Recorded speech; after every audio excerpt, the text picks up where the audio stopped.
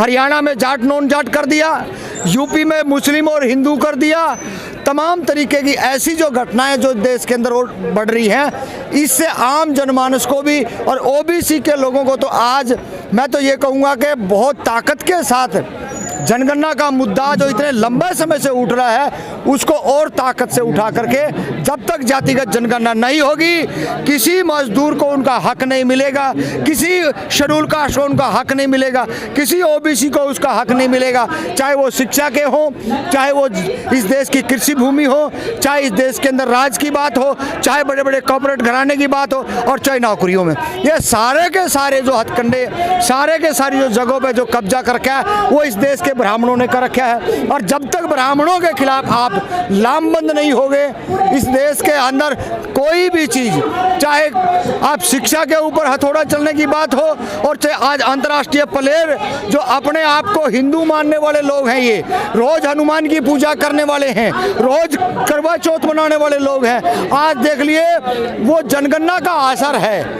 वही कारण है कि जो शूद्र कम्युनिटी है वो चाहे कहीं भी पहुंच जाए, हारस उनका यही है। उनकी जो मानसिकता है, उनकी मानसिकता एक ही है कि ये कौन लोग हैं। जब तक जातिगत जनगणना नहीं होगी, इन लोगों को समझना पड़ेगा। आनंद मोहन को छुड़ाने के लिए जो नीतीश कुमार जी जो है नियम बना देते हैं जेल में मैनुअल एक और, तो वो जनगणना कराने के लिए बिल पास क्यों नहीं कर देते हैं ओबीसी की बिहार में? देखिए, ये बात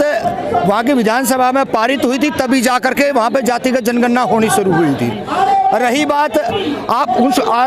जिसको बाहर निकाला है, आप बिल्किस मानो के हत्यारों को नहीं देख रहे, गैंग रेपिस्ट को नहीं देख रहे। अरे इन्होंने तो कम से कम उसको इतनी लंबी सजा होने के बाद में जेल के अंदर से ये आदेश आया होगा, उसका व्यवहार देखा गया होगा। और दूसरी, हो सकता है आपकी बात सत्य हो, राजनीतिक लोग हैं, समीकरण हर कोई बैठाता है, लेकिन बिल्किस मानो जैसे हत्यारे और बलात्कारी तो नहीं है। तो ये बहुत समझने की बात है कि ऐसे होना नहीं चाहिए। हालांकि लेकिन फिर भी कहीं ना कहीं ये राजनीतिक मुद्दा कुछ विपक्षी दलों ने बनाया है, और ये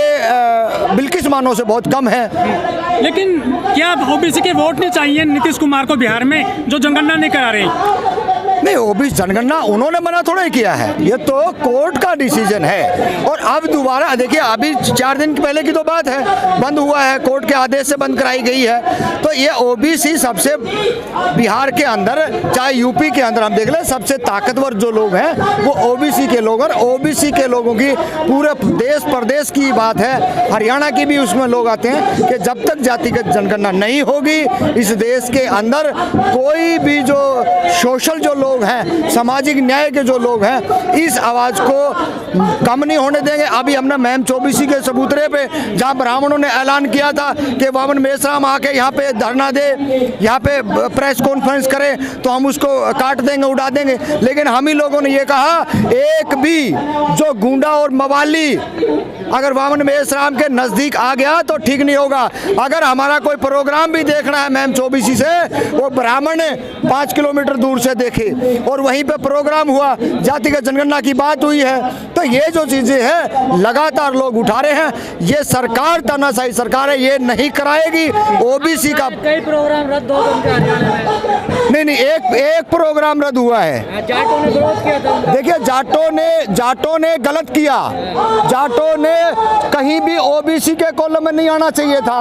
मैं तो हम भी आज भी कर रहे, उस टाइम भी कर रहे थे, बड़े कम से कम आपके पास शिक्षा ज़्यादा है, रोजगार ज़्यादा है, आपके पास आप मुख्यमंत्री एमपी आप हो, तो आपने कहाँ ये पचंगड़ में एक नालायक आदमी यूपी से आके यशपाल मलिक, वो पूरे हरियाणा के जो ताकतवर लोग हैं ना, जिसकी आप शब्द यूज कर रहे जाट, उनका चंदा भी ले गया, और उन्होंने ओबीसी के और दलितों के बीच में फूट डालने का काम भी उसी ने किया, और 60-70 लोगों को मरवाने का काम किया यशपाल मलिक ने। आज वही है हरियाणा के जाट ये बात कह रहे हैं कि हम गलत यशपाल के चक्कर में पड़े हैं। देखिए, तेजस्वी यादव मना नहीं कर रहा है,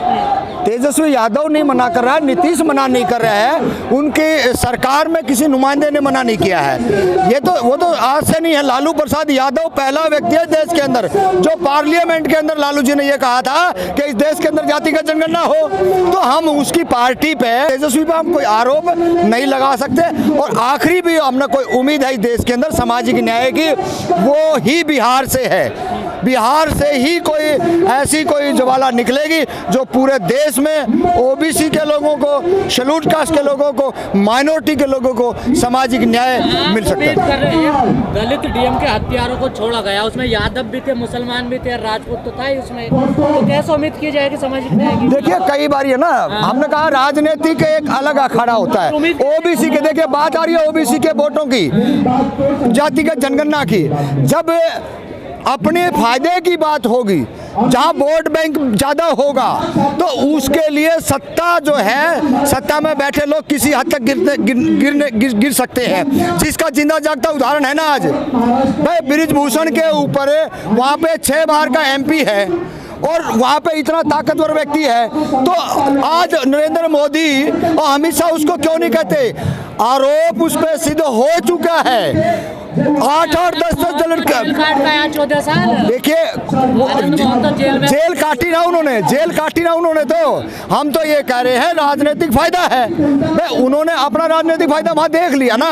अब यहीं देख लो ना उसी मामले को लेके कि इतने ताकतवर व्यक्ति से कहीं ना कहीं सरकारें उसको अपने शिकंजे में रखना चाहती हैं। नीतीश कुमार तेजस्वी झुक गए? नहीं झुके नहीं है, झुके नहीं है, अभी 4 दिन की बात है, कोर्ट का आदेश है और बहुत जल्दी आप लोग ये बात कहोगे कि कोर्ट में जाके चैलेंज किया जाएगा। और जातिगत जनगणना मैं फिर कह रहा हूं, आप फिर देख लेना, अगर जातिगत जनगणना होगी तो इस देश के अंदर बिहार से ही शुरू होगी, ये बात देख लेना, वो भी लालू की औलाद है। कुछ लोग कह रहे हैं नीतीश की चाल है, क्योंकि आनंद मोहन वाला मामला ज्यादा उठ रहा था, इंटरनेशनल मामला बन गया था, इसलिए इधर ले आया है। नहीं आनंद मोहन का कोई मामला नहीं था, जातिगत जनगणना बड़ा इशू है और इस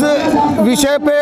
कोई भी देश का, भारत देश का नागरिक बुला नहीं सकता है। जातिगत जनगणना होके रहेगी और जब तक जातिगत जनगणना नहीं मिलेगी किसान भी मरेगा, मजदूर भी मरेगा, क्योंकि उनको, छात्र भी,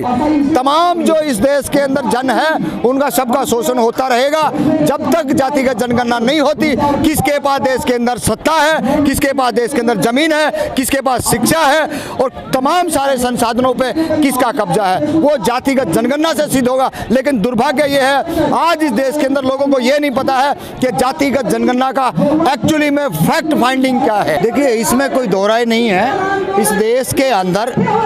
चाहे केंद्र सरकार हो और चाहे सुप्रीम कोर्ट हो, दोनों का मकसद एक ही है कि आम जन को अपना उनका अधिकार मिलना चाहिए, लेकिन दोनों की मानसिकता के अंदर कुछ ना कुछ गड़बड़ है, जिसका सीधा सीधा कारण ये है कि बिहार के अंदर बिहार सरकार ने ये कहा कि भाई हम जातिगत जनगणना करवाएंगे और जातिगत जनगणना हुई भी, और जातिगत जनगणना जैसे ही होती है और तुरंत उस पर बीजेपी के लोग कोर्ट चले जाते हैं, उसको बंद कर दिया जाता है। तो ये तो आज विषय है, सबसे ज़्यादा ओबीसी के लोगों ने, शेड्यूल कास्ट के लोगों ने और जो इस देश के अंदर दबे कुचले हैं, जो चाहे किसी भी जाति किसी भी धर्म के लोग हों, उनको भी ये बात सोचना है, अगर उनका भी कोई क्षेत्रीय भी, कोई ब्राह्मण भी, कोई ठाकुर भी अगर इसका शिकार हो रहा है तो उन्हीं के परिवार का जो दबंग गुंडा है वो उसके हकों को खा रहा है। तो जब तक जातिगत जनगणना नहीं होगी, चाहे केंद्र सरकार को ये बात समझ लेनी चाहिए, ये बात तो एक ना एक दिन आपको जातिगत जनगणना करवानी पड़ेगी, और नहीं तो ये जाति का नाम लेके, ओबीसी का नाम लेके जिस तरीके से इन्होंने सत्ता हथियाई है 2024 के अंदर, ऐसा लग रहा है कि ये बहुत जल्दी इनका पतन होने वाला है, क्योंकि बहुत सारे इन्होंने जो जुमले बोले हैं उन जुमलों का नतीजा ये है, चाहे किसी भी राज्य में, किसी भी प्रांत में हम अलग अलग अगर उठा के देखते हैं।